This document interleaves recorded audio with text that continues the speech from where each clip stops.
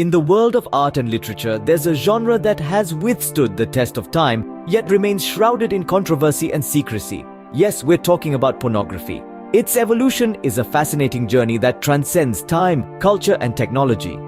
Journey back to the ancient civilizations of Greece and Rome, where the seeds of pornography were first sown. Explicit depictions of sexual acts were not uncommon in these societies. In fact, they were celebrated as forms of artistic expression and were often found in sculptures, vases, and frescoes.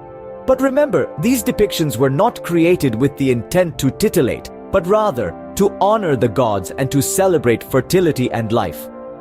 Fast forward to the Middle Ages, where erotic literature began to take shape.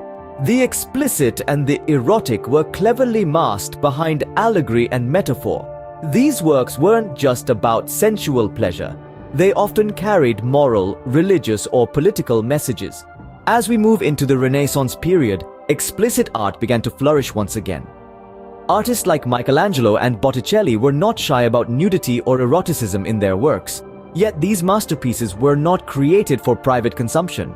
They were symbols of beauty, love, and the human condition.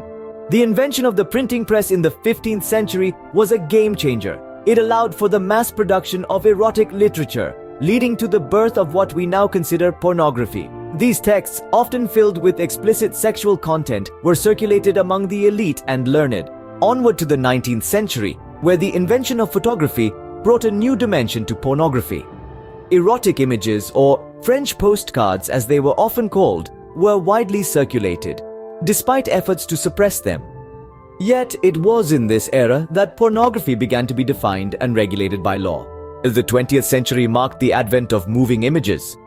First, there was silent film, then came talkies, and eventually explicit content found its way into mainstream cinema, albeit causing quite a stir.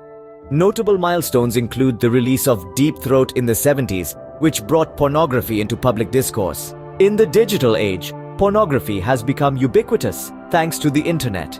It's easily accessible, and its consumption has skyrocketed. The industry has also become more diverse, catering to different tastes and preferences. In summary, the evolution of pornography is a mirror of societal changes reflecting shifting attitudes towards sexuality and eroticism.